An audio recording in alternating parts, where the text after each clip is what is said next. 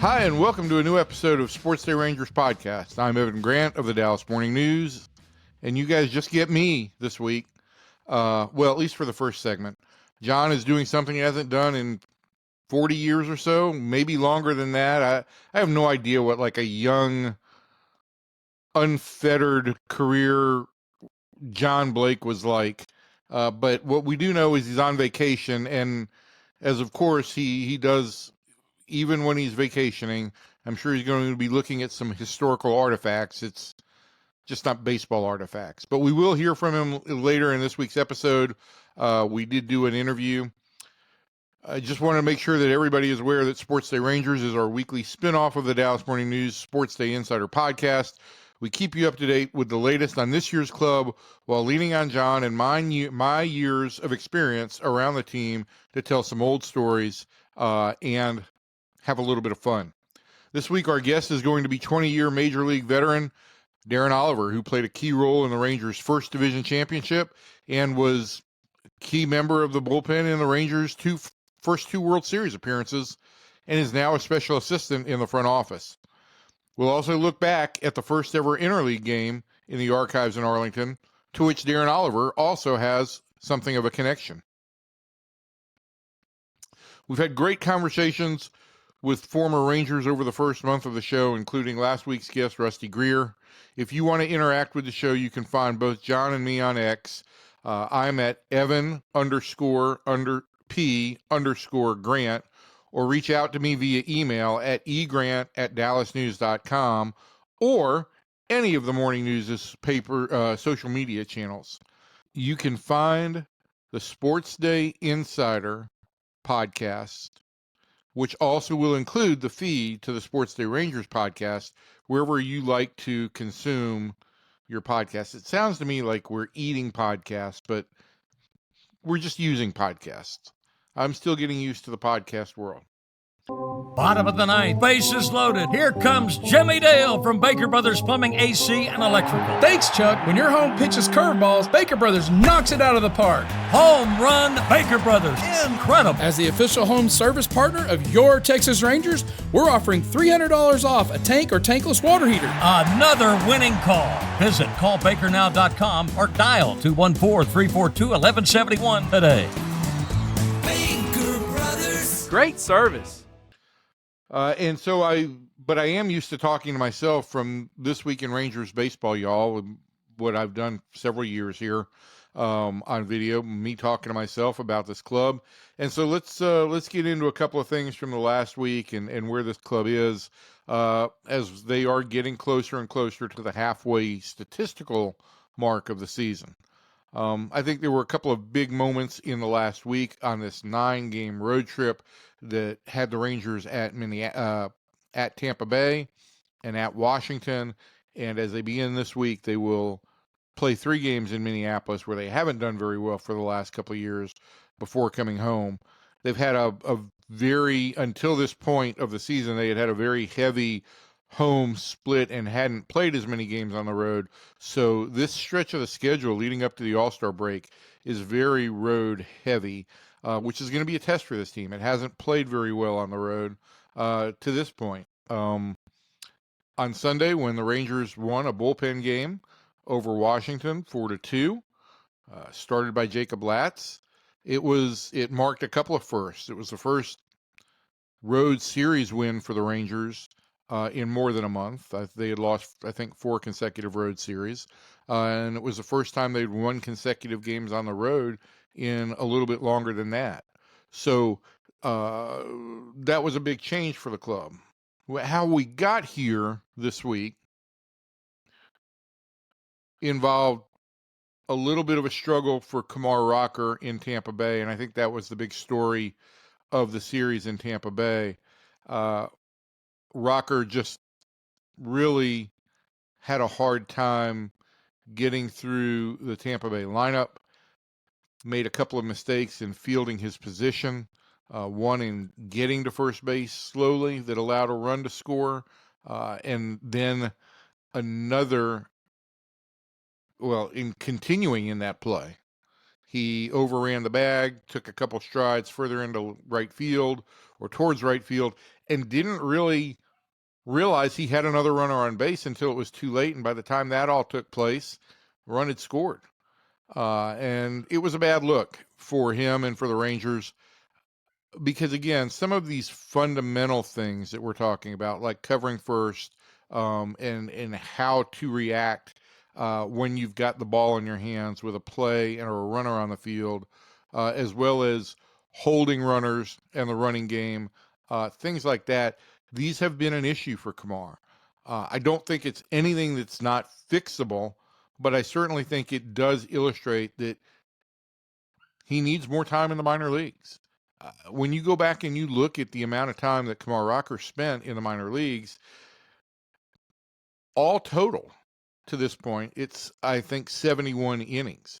And this is a guy who was drafted originally in 2021, the same point in time that Jack Leiter was drafted. Didn't pitch in 21, was drafted in 22, didn't pitch in 22, started the year in 23, 4 or 5 starts in with at the high A club. He tears the elbow ligament and misses most of the next 2 seasons. So Kamar's really had no opportunity to do the refinement that is necessary of moving into professional baseball and finishing off as a major league pitcher. And I think the Rangers finally decided, okay, we've given this enough of a look to see if we could force this to happen just on talent alone, and it's not. And so I think this is a longer term deal for Kumar. On the pitching side, I think the Rangers really want him to develop a third pitch, something that kind of moves downward in the zone. Most of his pitches seem to go side to side, and it doesn't change batters' eye level. And because of that, I think batters are better able to stay on the pitches. So I think they're going to work significantly on trying to get something that goes down towards the bottom of the zone and below. And I think also, as we mentioned, the fundamentals are an issue. Rocker's struggles, combined with the ongoing recovery of Nathan Eovaldi, led to the Rangers on Sunday in Washington going to a bullpen game, which was started by Latz. And the Rangers won that game 4-2 to win that series in Washington, as I mentioned. The reason that they went to the bullpen game is because they needed a starter for the first time really this year. They had started only 6 pitchers all year. First time they needed to dip somewhere to get a starter that wasn't really in their plans. They went to Jacob Latz, and it was a well-pitched game by the Rangers bullpen. I can't remember a whole lot of opportunities over the last few years that the Rangers have pitched and won bullpen games. But I also think as Bruce Bochy mentioned after the game, it was important to note that was set up. The ability to use his full bullpen the way he wanted to was set up by the fact that Patrick Corbin pitched 8 really strong innings on Friday night in Washington, followed by 7 shutout innings from Jacob deGrom on Saturday. And so you saw the effect of when the Rangers get a modicum of offense, how this rotation's performance can impact the club, even on days when it doesn't have a starter. It allowed the bullpen to be at its full strength, and for Bochy to deploy his pitchers as he wanted to. And I think that played a big role in the 4-2 win over Washington. I do want to mention that, the Rangers scored 4 runs on Sunday. They had scored 5 runs on Saturday. Again, something they haven't done very often this year. I think it's the 6th occasion on which they've scored at least 4 runs in consecutive games. What's notable about that is this team's basically automatic when it gets to 4 runs. They are 23-4 now, or at least going into the week. It's the second best winning percentage in Major League Baseball when scoring at least 4 runs. The only club that's better is Detroit, which has the best overall record in baseball. And so if the Rangers can get average offense, they are a very good team. They just haven't gotten average offense for much of the season. Which brings us into my other topic that I wanted to mention today, and that is Marcus Semien, who has had a lot of heat on him this year for a slow start, coming off of a poor year last year, and I think it had gotten to the point where the Rangers had dropped him as far as they could in the batting order to where he was hitting 9th. But what we've seen from Marcus, I think after 3 weeks of working with Brett Boone and with Justin Vealey on kind of a, I don't even want to say a new approach, but I think it's more of a head clearing approach. It's more like, hey, let's focus on what you have done well all your life. Let's not try and introduce new things. You are a pull hitter. You have pulled the ball in the air. Let's do everything we can to make sure that you're in position to do that. And so whether Marcus has adjusted his hands a little bit, or whether he has lowered the leg kick that he has, or whether he has moved up on the plate an inch or two. Nobody's really giving details on that, but what we are seeing is real results. He's hitting the ball with authority, and since the start of June, was slashing 435, 519, 826 slugging percentage, and a 1345 OPS going into that series in Minneapolis, was a strong candidate for the American League Player of the Week this past week. And for me, what's been notable is when he's gotten pitches inside on the inner half of the plate, particularly fastball, he is able to drop the bat there and hit it with authority in the air. There's no more lazy pop-ups. There's not been a ton of rolled over ground balls. And I think you've also seen Marcus get more aggressive on the bases in terms of running, and how he has, whether it's stealing a base here or there or trying to make things happen. I think we've seen that a spark back in his game that really wasn't evident because he just wasn't on base much the first 2 months. Tried to talk to Marcus about this during the weekend in D.C. Really wasn't interested in looking back. Most ball players aren't. As Marcus said, I don't want to look back and hear and have you ask, you were bad before, but you're good now. I'd rather just be talking about, okay, you're good now. What can you do going forward? And so I think that's what he has mentally really tried to do, is separate this poor start from where he's at, and said, I'm going to start fresh. I'm going to be Marcus Semien. I'm going to double down on the things I do well. I'm really going to hone in on that. And I think that has paid off. Let's see if the Rangers can pull off a similar thing with Adolis Garcia.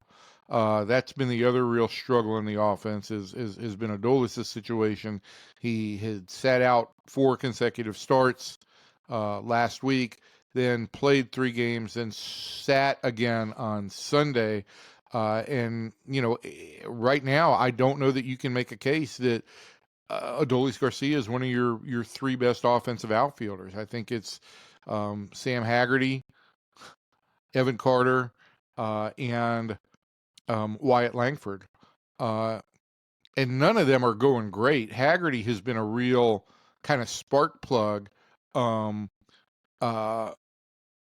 But I don't consider he's not slugging the ball. He is getting on base some, and he's running. Evan Carter had a 3-hit game in Washington on Sunday, which I think may be a start for him to kind of getting out of a slow period when he got up to the majors. Wyatt Langford sat on Sunday in D.C., really because he has struggled for all of May, and it was kind of an old problem that resurfaced in 2024 as a rookie. The one thing we saw from Wyatt during spring training was everything off the bat was hit hard and loud.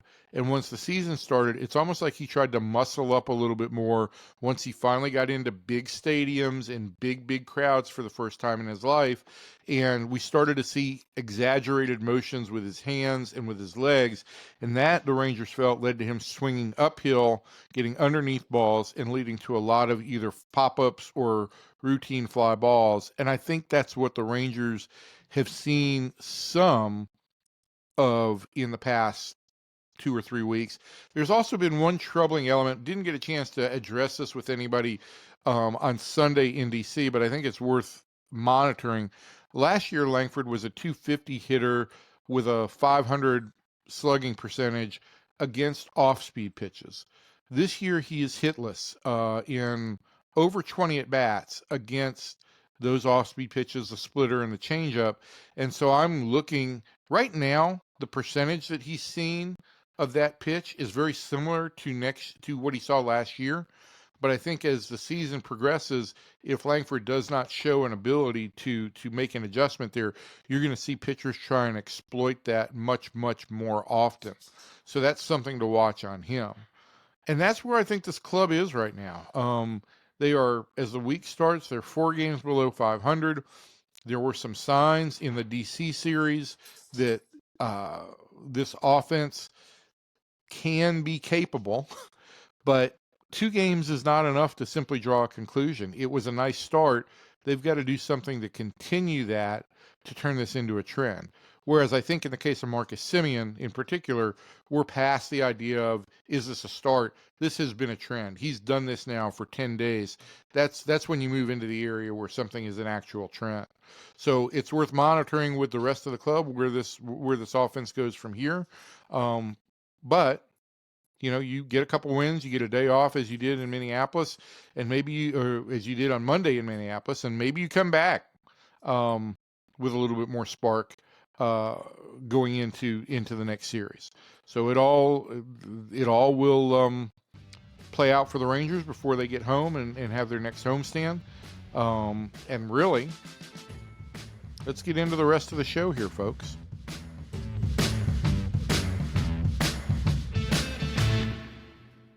Our guest on this episode of Sports Day Rangers is Darren Oliver. Long history with the Texas Rangers, starting back in 1988 when he was the club's 3rd-round pick out of high school in Rio Linda, California. Darren pitched 20 seasons in the big leagues from 1993 to 2013, 776 games. He was with the Rangers 3 times, 93 to 98, 2000 to 2001, and then the World Series. A very effective reliever in 2010 and 2011. Has been a special assistant for the team since 2014. And I find it interesting that Darren has a connection with the last 5 general managers in Rangers history. He was drafted in the Tom Grieve era in 1988. He was traded by Doug Melvin to St. Louis in 1998, and then Doug re-signed him before the 2000 season. John Hart then traded him to Boston in that famous 1 a.m. trade at the winter meetings in the winter of 2001, and then John Daniels obviously re-signed him to be a big part of that bullpen during the World Series run in 10 and 11, and JD hired him as a special assistant to the general manager after he retired in 2014, and he continues in that role under Chris Young. So it's 5 general managers. Very impressive, Darren, and thanks for joining us today. Hey, no problem, man. It's a lot of fun knowing all those guys. So I'm going to start at the beginning. I'm the kind of the history guy here. You're not going to ask him which one's his favorite general manager? I don't want to put him on the spot. Yeah. Why would you say that, Evan? Yeah. So, so let's just. I mean, you had a lot of injuries, early in your career in the minors, and then '94 you came. Well, '93 you came up in your big league debut. You faced one batter, intentional walk to Mike Greenwell. I remember that, and then wild pitch and all of that. Wild pitch. I threw it against the backstop. Yeah, what you call that? And that was the middle of the pennant race. You pitched 2 games that year. Then you came back in 94 and 95, went into the rotation in 95, and then became a starter. So what do you remember about that time and then being a member of the first playoff team in 96? I know when I came up as a reliever, Johnny Oates didn't like left-handed relievers. You know that as well as anybody. So obviously I had Scott Boras. Relievers really weren't making a whole lot of money back then. So I think he said something maybe to the GM, hey, how about Oliver starting? And it kind of went from there. And then, 95, I started a little bit, but then I got hurt. I probably wasn't really ready. But then I came back in 96, and then, that's when we had the special team. And we should have went all the way, but things just kind of happened, I guess. Yeah, you guys kind of inadvertently gave birth to the Yankee dynasty. I mean, you guys could have won that series, and you pitched really well in that series. What do you remember about that series with the Yankees? What stood out to you most? I mean, back then it was different because, I mean, I remember my game, and there's no way today that I would be going back out there for the ninth inning. The fact that I had pitched a whole season, and then, you go to the playoffs and, your starter goes out there and goes 8, and you got the lead, obviously nowadays that would have never happened, but it was just a different kind of ball game. It's changed a lot, but that's just how it was. I mean, I saw the big change over the years. It's a lot different. That's all I can say. Well, Johnny, and I don't mean to, but I mean, Mike Henneman had been our closer all year, and Henny was really kind of scuffling at the end, and I think that was probably the reason you went back out for the ninth in that game, and then you gave up the 2 hits to start the inning. The Jeter hit, if I remember, though, was kind of a hopper through the middle, and then the Raines at bat was an 8-pitch full count. So you really worked your tail off there to get us to the ninth inning. I really would like to know how many pitches I threw in that game. That'd be interesting compared to what would have happened today. I bet you a lot of guys would laugh about that. John, ask him a question. I'm going to look this up. Okay. Well, so I'll go to 90, then to 98, because you had a really good season in 97 as part of the rotation. And then in 98, you were traded for the first time and moved to a different club for the first time. Certainly wasn't the last time in your career, but that was the trade deadline where Doug went out and got Royce Clayton, Todd Stottlemyre, and Todd Zeile. We were kind of scuffling at the time, if you remember, and you and Fernando Tatis went to the Cardinals for Clayton and Stottlemyre. What was your feeling there? Because it was still a really good ball club, but what was your feeling of being kind of traded away? And then the Rangers went on and came back and won in 98. I was still kind of young, and usually when you get traded the first time, it kind of stings. I was kind of hurt in the beginning, but once you go over to another team, it's pretty much all the same. I mean, the guys are, trying to win. I feel like it's like a fraternity. The toughest part, I thought, when you get traded to another team is learning everybody's nicknames. And then, I'm seriously.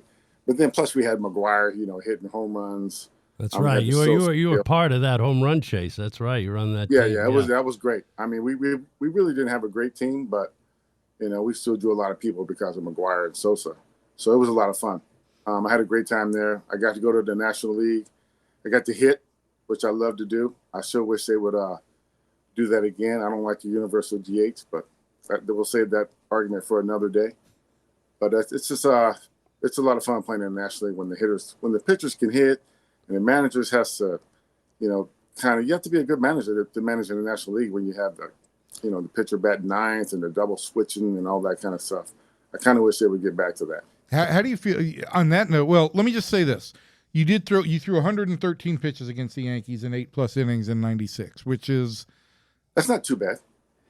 I was thinking it was going to be over 120, but 113 is almost manageable, but still, I think you had pitched over 200 that year, right? Yeah. You'd pitched over 200 at that point No, in time? but I was probably pretty close. But it was my first year fully starting. Yeah, 173. 173? So it was 200 the next year. He went over 200 in 97. That's right. It was 97. Okay. You got to figure you go 8 innings at least. You kind of did your job, I think.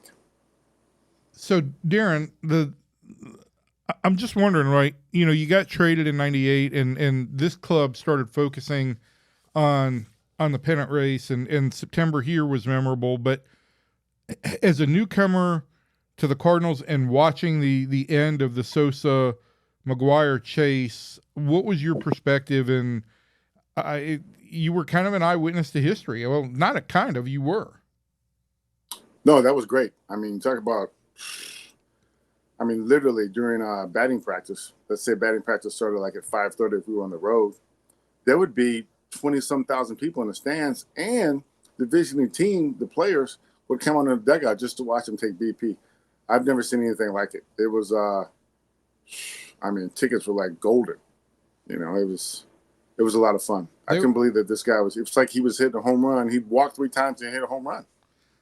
I think they were opening the gates early too for fans to be a BP. Yeah, it was a big Oh deal. yeah, for sure they were. Hey, since you want to get on this kick about being angry about rule changes, how do you feel about the 3 batter minimum? No, I don't mind that. You don't? No. I always like guys who come in there. Me personally, I didn't like coming there and facing one guy and then they're done. I think every reliever should be able to face multiple guys. Probably my biggest issue, I like the time clock. I love it in the minor leagues. The game goes by so fast.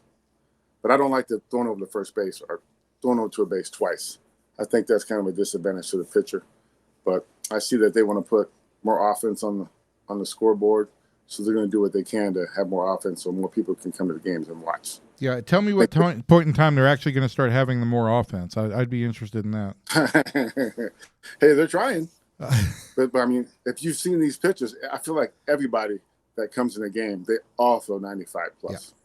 Yeah. It's amazing. I don't know how they do it. Everybody throws 95. It's amazing.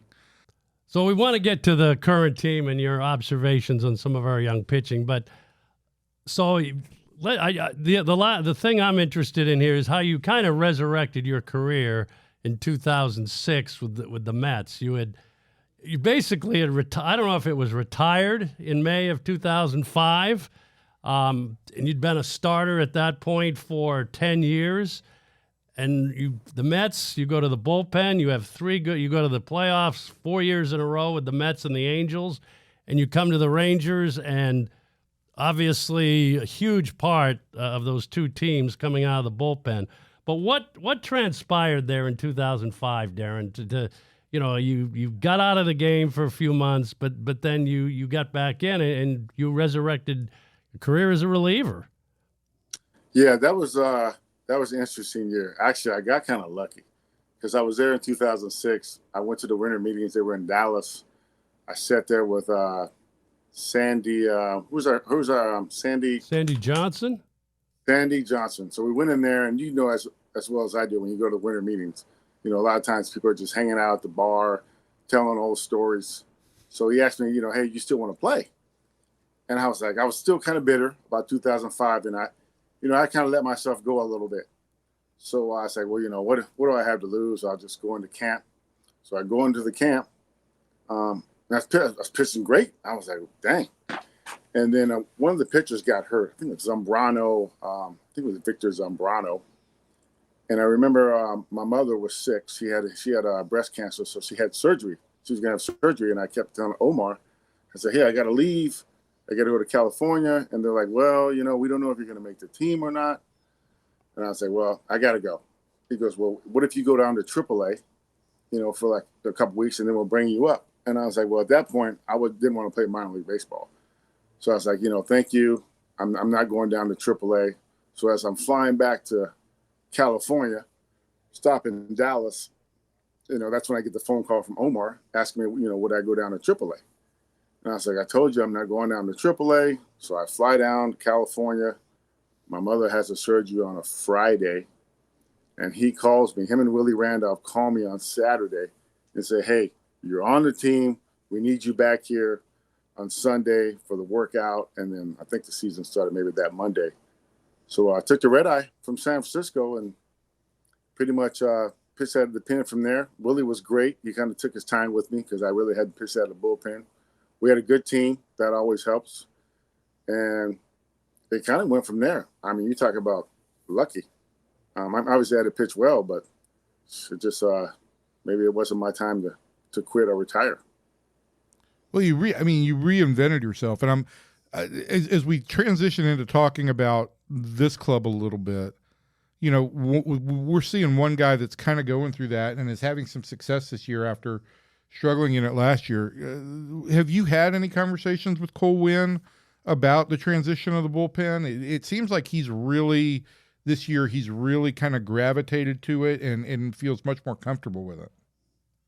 Yeah, I love Cole Winn. I love Cole Winn and Jacob Latz. That's my golf guys.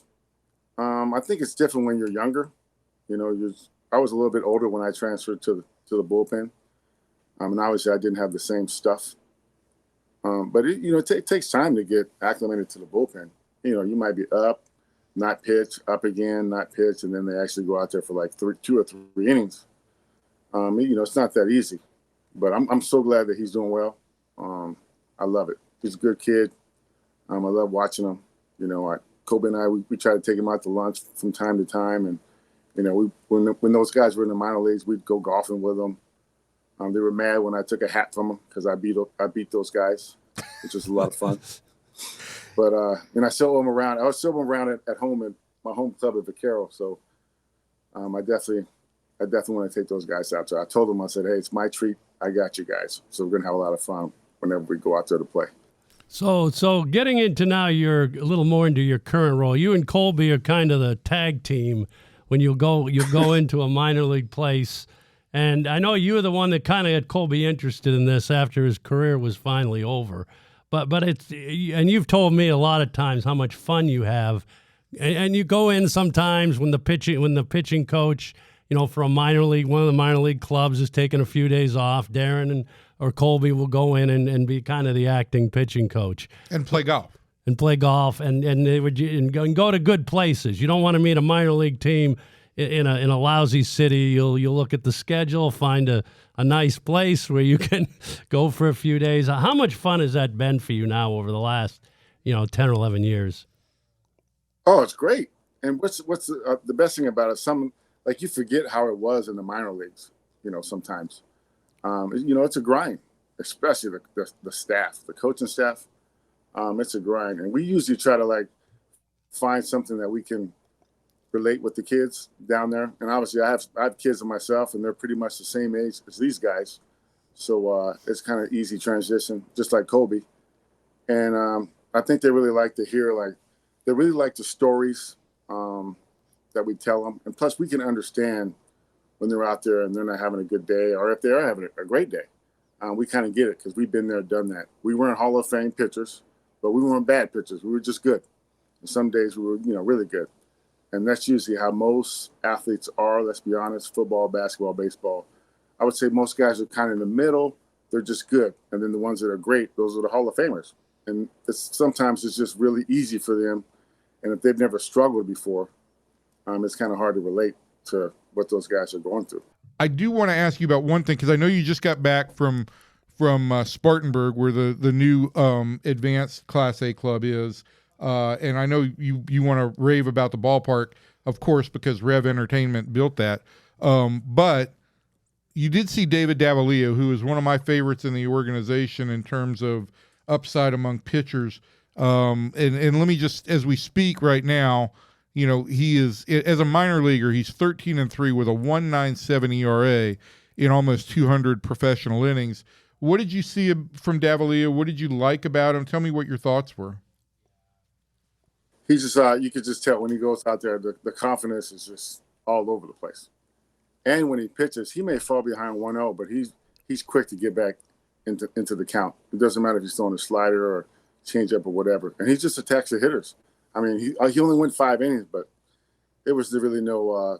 He gave up 1 run in the first, but after that, it was smooth sailing. It was fun to watch.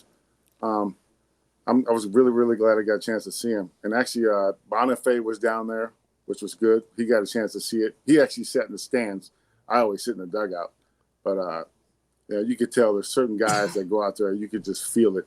Like, all right, we got a really good chance to win today. This guy's going to probably go 5+ and give up maybe just a couple runs. He was pretty much dominating those guys down there in A-ball.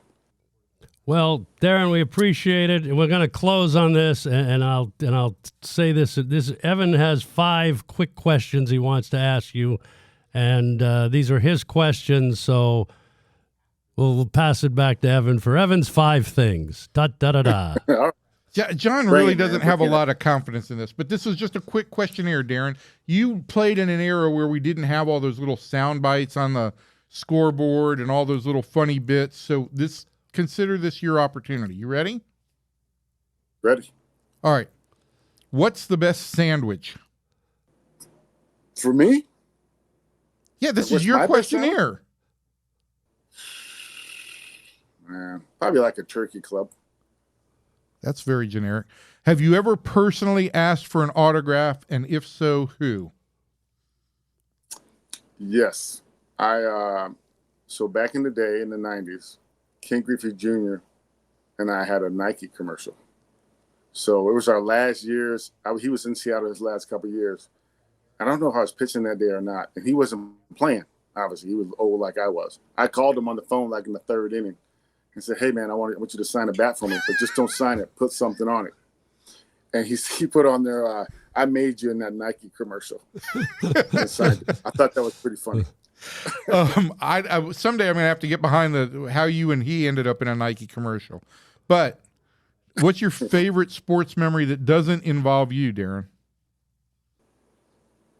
It's 20 years, so I got to really think about that. Oh, you're a fan too. I mean, does it have to be baseball? No, sports.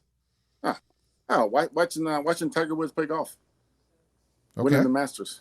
100%. All right. First concert, best concert. Michael Jackson, Dodger Stadium. I was like 13 years old. He was with his brothers. Fantastic. All right, and the last one. Describe the rest of your life in 5 words. I say enjoying life, kids, and grandkids. About that. I like it. That's great. Well, Darren, we thank you for joining us today. This was great. I know when you were with the Cardinals, Rick Hummel was the esteemed beat writer. You really went up in class from here when Evan covered the team. But we do thank you for joining us today, and we'll see you around this year. Appreciate it.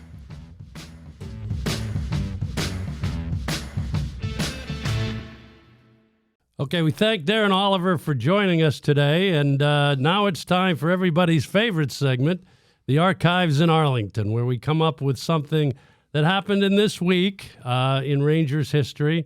And we're going to go back to June 12th, 1997, which is kind of appropriate for our guest today. It was the first interleague game in Major League history, and it took place at the ballpark in Arlington.